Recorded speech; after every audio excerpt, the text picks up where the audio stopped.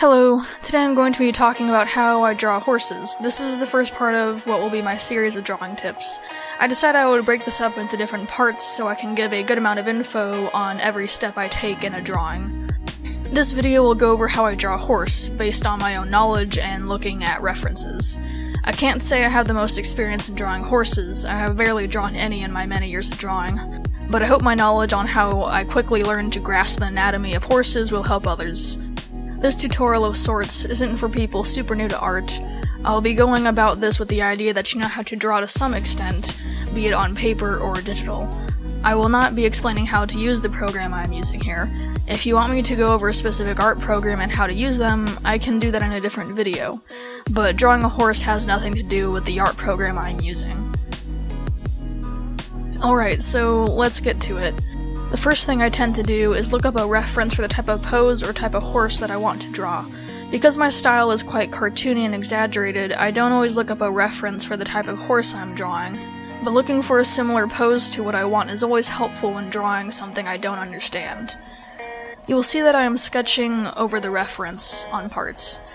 This is not the drawing that I am making, rather I am trying to understand the anatomy. In this case, it's the front legs. I make some guesses on places that I can't see, but blocking out the shapes of the leg and body help me understand it so I can apply it to my own drawing.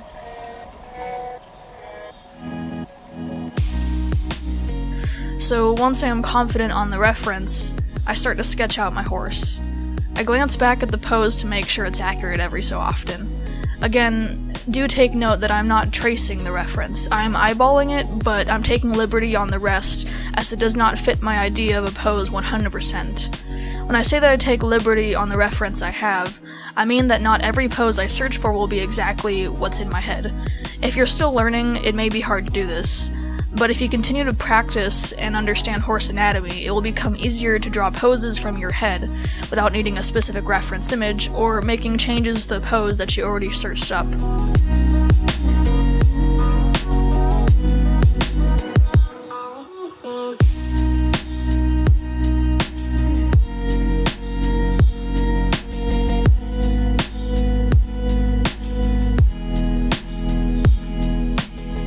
Throughout the sketching process, you may see that I'm using the lasso tool and deforming parts of the sketch.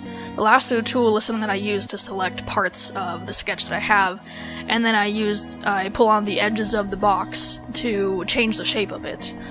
This is one advantage of digital art, in that I often will take parts that feel off and deform them until they look correct. This may be hard to do if you still don't know much about anatomy or the program that you're using, or impossible if you're drawing on paper. The best advice I can give for people using paper is to just erase and try again. You don't have to settle with the first line you drop on the paper, and I highly recommend trying again and again if you're not happy with the first result. I'll often do this in digital drawings where I completely wipe a sketch that I've done because it's just not the sort of pose or idea that I actually had in my head, and I'll go back to it maybe with a better reference or just with a fresh mind.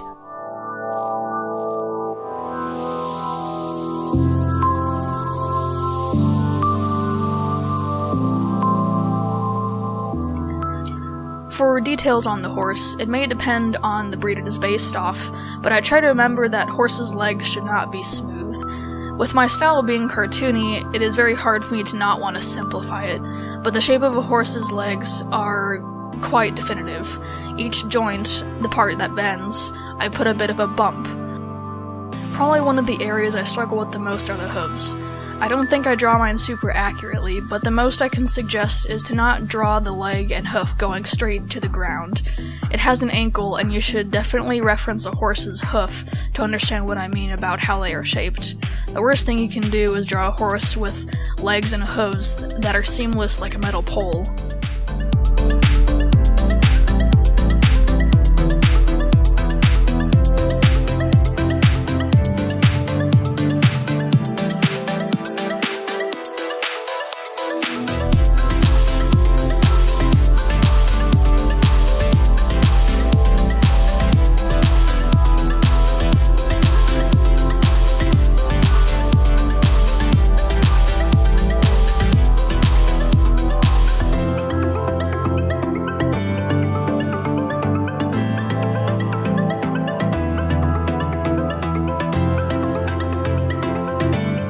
Now I am moving on to the face. I can't give specific directions on how I do expressions on the face, it's just something that I seem to know how to draw at this point. Depending on your art style, your method and the way they look may very much change too. Because I draw cartoony faces, I watch a ton of cartoon shows. I tend to reference them and learn from them when I find ones that I feel are similar to my art style. If that's a style that you like, I highly recommend watching more cartoons.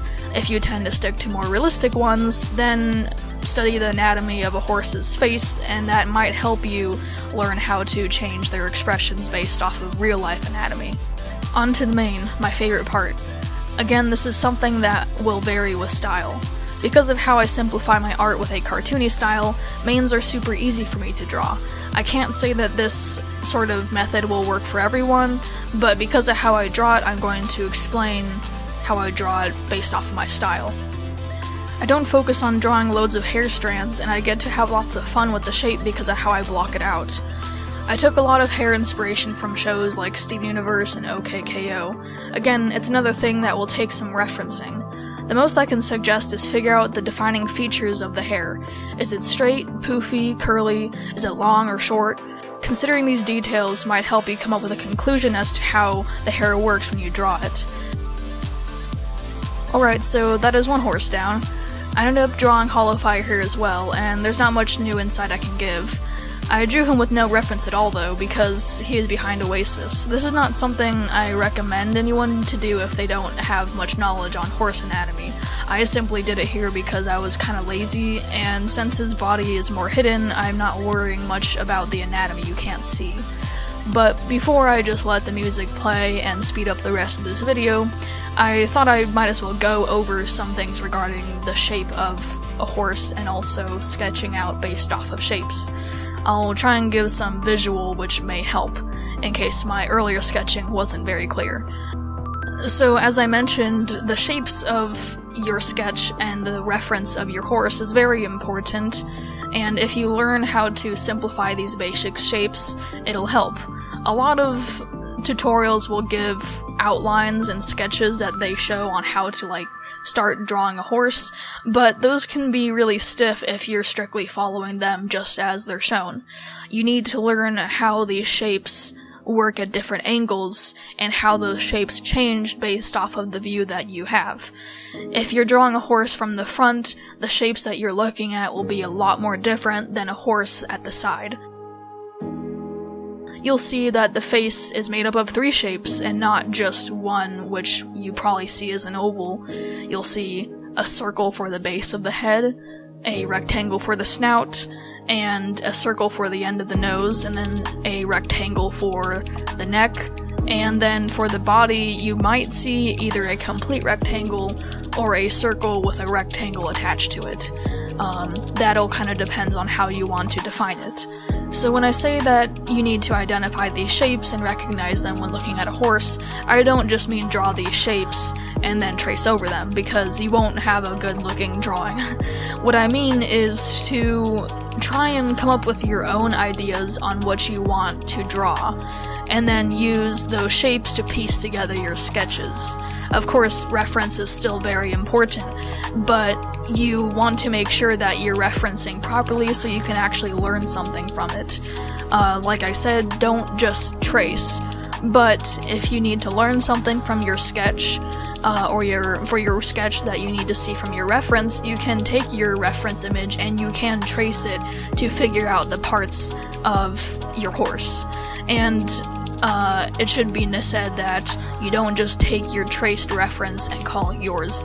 You use that only for your own knowledge. And you can use that knowledge to then transfer onto your sketch when you go and draw your sketch. So it's important to know how you can reference your images properly so you can actually learn something from it. It's never bad to trace a reference image so long as you don't use that as your actual drawing that you claim as your own.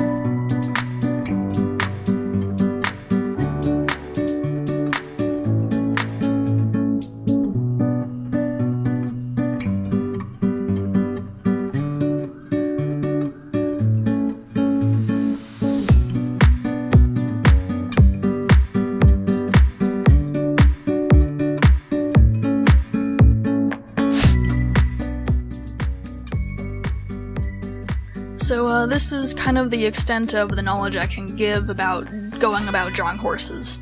You can obviously use a lot of these tips towards drawing other things, but I wanted to show how to draw a horse because they are pretty complex, and even I'm still practicing how to draw horses. So don't take everything I say as like the best knowledge ever. And really, of course, it's all just a lot of practice. You aren't going to be good after watching this video. So just practice a lot, look at references, try and understand how a horse is built in order to use that in your own ideas and sketches of horses. So I hope in the long run that this might be helpful, and hopefully next I'll be talking about more things like maybe color theory or shading or lighting. I'm not really sure. If anyone has a preference on what I talk about next, you can leave a comment about what I should do. So thank you for watching.